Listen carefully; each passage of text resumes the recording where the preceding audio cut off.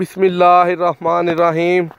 दोस्तों बड़ी बड़ी वड्डी फार्मिंग तुहानू विखाई होएगी, बकरियां च, वच्छियां च, मज्झां च, गावां च, पोल्ट्री फार्मिंग, फलानी फार्मिंग, ये ते वो। लेकिन अज जेहड़े भाई ना साडा वास्ता पिया ना, उन्हां भाई दी उम्र दा भी तुहानू हुणे दस्सने आ, ये भी तुहानू दस्सने आ कि वो किन्नी देर अपनी बकरियां नू जेहड़ा ना चरांदे ने, किन्नी देर इन्हां दी सेवा करदे ने, पढ़दे किंज ने, अपना घर बार किंज चलाते हैं, उन्होंने अब्बू की करते हैं, यानी कि सारा सिस्टम जोड़ा ना वो बच्चा किवें चलान दिया। तो उस तो बाद सारा ये हवाला वेखने कि ये सारा सिस्टम बच्चे ने किवें अपने सिर ते चुकया। अस्सलाम वालेकुम भाई जान। की नाम है मेरे भाई का? अब्दुल वहाब। अब्दुल वहाब साहब उम्र कितनी है तुहाडी? 7 साल। अच्छा केड़ी क्लास च पढ़दा मेरा भाई? सोम च। ठीक हो गया। तो ए भाई जान शौक करदे किन्नी कु देर हो गई जे? 2 साल हो गए ने, यानी कि 5 सालों के हो जो शौक करते हो पे। ठीक हो गया।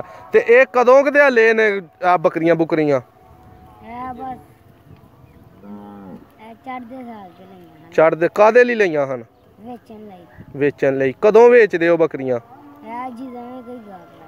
अच्छा जी, हुण भी बेशक तुहाडे कोल कोई गाहक आइए तो तुसीं बेच दोगे। अच्छा भाई थोड़ा जिहा उच्ची घूना कि अवाम नूं पता लगे कि बच्चा बोलदा पिया। स्कूल भी पढ़दे हो? केड़ी क्लास च? सोम च। ते सबक सुबक आउंदा? बकरियां किन्नी देर चारदे हो? सुबह तो लैके शाम तक। सुबह तो लैके शाम तक। ते पढ़दे नहीं? पढ़ने कदों? शाम नूं। ठीक हो गया। इन्हां नूं घर भी को पट्ठे पुट्ठे पांदे हो? नहीं। हाँ जी, बस चारनियां ही हुंदियां ने? हाँ जी। ठीक है। अच्छा ये जो कोई बीमार होण इन्हां नूं कोई मसाला मसूला कोई चीज़ का पता है जिहड़ी दिंदे हो?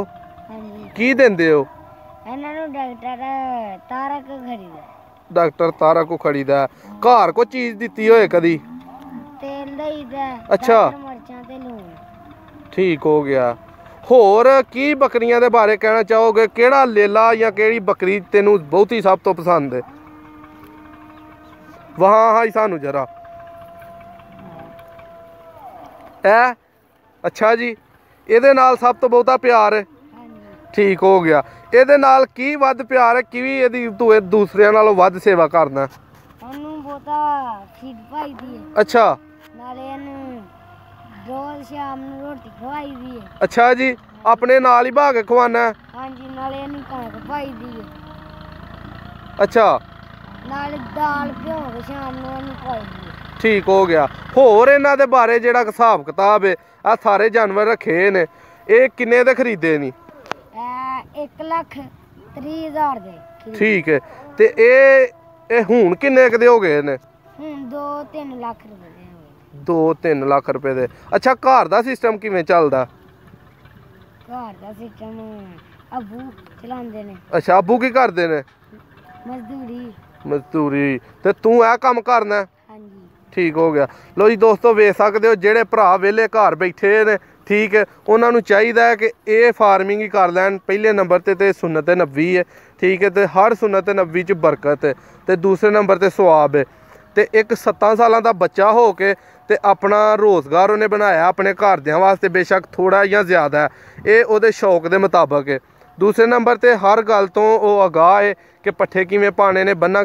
ਅੱਛਾ ਇਹ ਕੋਈ ਗਰਮੀ ਸਰਦੀ ਦੇ ਵਿੱਚ ਅੰਦਰ ਬੰਨਦੇ ਹੋ ਜਾਂ ਕੀ ਇਹਨਾਂ ਦਾ ਹਿਸਾਬ ਕਿਤਾਬ ਗਰਮੀ ਸਰਦੀ ਮੌਸਮ ਦਾ ਕਰਦੇ ਹੋ? ਗਰਮੀ 'ਚ ਤੇ ਬਾਹਰ ਬੰਨੀ ਤੇ ਸਰਦੀ 'ਚ ਅੰਦਰ ਬੰਨੀ। ਠੀਕ ਹੈ। ਕਦੀ ਕੋਈ ਠੰਡ ਠੁੰਡ ਲੱਗੀ ਹੋਏ ਕਿਸੇ ਜਾ ਨੂੰ? ਠੰਡ ਲੱਗੀ ਹੋਏ ਤੇ ਡਾਕਟਰ ਕੋ ਖੜੀਦਾ। ਦੋਸਤੋ ਵੇਖ ਸਕਦੇ ਹੋ ਜਿਹੜਾ ਜਾਨਵਰ ਉਹਨੇ ਕਿਹਾ ਮੈਨੂੰ ਸਭ ਤੋਂ ਪਿਆਰਾ ਲੱਗਦਾ, ਉਹਦੇ ਕੋਲ ਉਹਨੂੰ ਰੋਟੀ ਵੀ ਖਵਾਉਂਦਾ, ਹਰ ਤਰ੍ਹਾਂ ਦੀ ਉਹਦੀ ਬੱਚਾ ਸੇਵਾ ਵੀ ਕਰਦਾ। ਤੇ ਵੇਖ ਸਕਦੇ ਹੋ ਤੁਹਾਡੇ ਸਾਹਮਣੇ ਹੀ ਬੱਚਾ ਕਿਵੇਂ ਫਾਰਮਿੰਗ ਨੂੰ ਤੋਰਨ ਡਿਆ ਹੈ, ਕੀ ਇਹਦਾ ਹਿਸਾਬ ਕਿਤਾਬ ਹੈ। ਤੇ ਵੀਡੀਓ ਅਗਰ ਦੋਸਤਾਂ ਨੂੰ ਪਸੰਦ ਆਈ ਹੋਏ ਤੇ ਇਹ ਬੱਚੇ ਨੂੰ ਜ਼ਰੂਰ ਲਾਈਕ ਕਰੋ, ਚੈਨਲ ਨੂੰ ਸਬਸਕ੍ਰਾਈਬ ਕਰੋ। ਬਹੁਤ ਸ਼ੁਕਰੀਆ।